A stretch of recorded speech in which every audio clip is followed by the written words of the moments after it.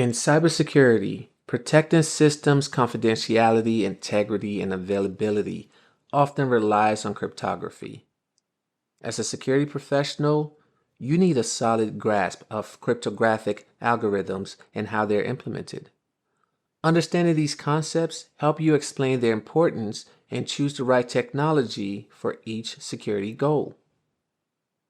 Cryptography literally means secret writing. It's not about hiding information. It's about making it unreadable to anyone without knowledge of how to decrypt it. If someone finds the encrypted secret, they can't understand it without the decryption key. Here are some terms I want you to get familiar with before we dive in. Plain text or clear text. This is the unencrypted data that can be read by a human. And then you have ciphertext. This is the encrypted data, the data that's not readable. I call it goobly glob. And then you have algorithm. This is the formula or method used for encryption and decryption. Key. A key is data entered into the algorithm in order to encrypt or decrypt. And then you have cryptanalysis. This is the science of breaking encryption. Okay, you ready? Let's apply these concepts to a real-world scenario. Let's say you got a guy named Michael, and he wants to send a confidential message to his friend, Jackson. The message reads, "It's the thriller." The words, "It's the thriller," is the plain text. This is human readable. We all understand it. But Michael only wants this message to be readable by his friend, Jackson. So he decides to encrypt it by changing each letter by 2 alphabets. For example, if the letter is an A, he will instead enter the letter C. If the letter is B, he will replace it by the letter D. C becomes E, D becomes F, and so forth. You get it? All right. So if we rotate the thriller by 2 letters, call it ROT2, it will become this goobly glob, ciphertext. Looking at this ciphertext, no one would understand it. And certainly no one would know that it means it's the thriller. But if you know to move 2 times over ROT2, you can decode it.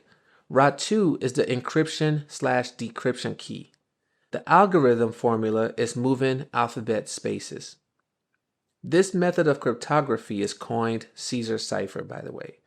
This is one of the simplest and oldest encryption techniques. Got it? Good. Get ready. It's about to get a little more complicated, but you got this.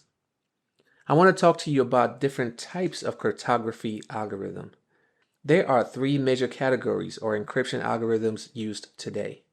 You have symmetric encryption algorithms, you have asymmetric encryption algorithm, and you have hashing algorithm. Each play a different role in ensuring confidentiality, integrity, availability, and non-repudiation. Let's start off with symmetric encryption. Symmetric encryption uses the same key to encrypt and decrypt. Like the Caesar cipher, that is a symmetric encryption. The same alphabet move to encrypt is the same amount that you move in the opposite direction to decrypt. 2 basic building blocks of encryption algorithms are substitution ciphers. This is where you swap characters. For example, the Caesar cipher, once again, we switched "It's the thriller" to that ciphertext that I cannot pronounce. And we did this by swapping 2 alphabets ahead. Another type of symmetric encryption is transposition cipher. With transposition cipher, we rearrange the characters without changing them. An example is writing letters in columns and reading them by row to scramble the order. Modern algorithms combine substitution and transposition in complex ways to resist attacks. All right, let's walk through how symmetric encryption works. It works like this. The sender and receiver agree on a cipher, and they agree on a secret key in advance. The sender encrypts a file using the shared key. The sender then sends the encrypted file to the receiver. The receiver uses the same key to decrypt it. Done. So what is the advantage of this method? Well, speed. With symmetric encryption, it's very fast, making it ideal for encrypting large amounts of data. Keep that in your back pocket. We're going to come back to it. But symmetric encryption also has its disadvantages. The challenges include key distribution. I mean, think about it. All the parties are using the same key. That means they have to securely exchange the key, right? If an attacker intercepts the key, that system is completely compromised. Another challenge is there's no authentication or integrity. Since both parties know the key, symmetric encryption alone cannot guarantee who sent the message or ensure it wasn't altered. I mean, keep in mind, this is happening through the computer. We're not exactly face to face. All right, next topic. I want to talk to you about key length. We learned that when we encrypt a data, we use a key to lock it up and unlock it, right? Even if someone knows how to encrypt it, they can't crack it without knowing the right key. The term key space refers to all the possible keys you could pick. In something simple like the ROT X, you only have 25 options because ROT 0 would mean you don't move any alphabet space, and that's the same as plain text. ROT 26, you're simply running back through the alphabets again because there are only 26 letters to rotate through. Caesar's cipher is not very secure because it can be cracked with 25 guesses. The method of trying every possible value a key could hold is called brute force cryptanalysis. In today's world, we use ciphers like AES 128. The 128 mean we're using 128 bits. Each bit represents a 0 or a 1. Now, can you imagine a row of 128 ones and zeros? The combination of unique values is astronomical.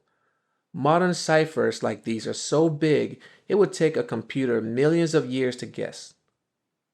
AES 128 has 2 to the 128 power possibilities. AES 256 is even crazier. That's 2 to the 256 power possibilities. The point here is the bigger the key, the tougher it is to crack.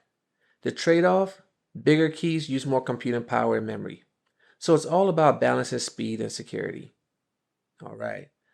In this video, you learned cryptography secures information by encoding it so unauthorized users can't understand it. We also learned important terms such as plain text, ciphertext, algorithm, cryptanalysis. We learned symmetric encryption uses the same key for both encryption and decryption. We learned that substitution ciphers replace characters, transposition ciphers rearrange them. We learned symmetric encryption is fast and efficient, but key exchange between users must be well protected. We also learned that key space means the total number of possible keys that can be used. See you in the next one.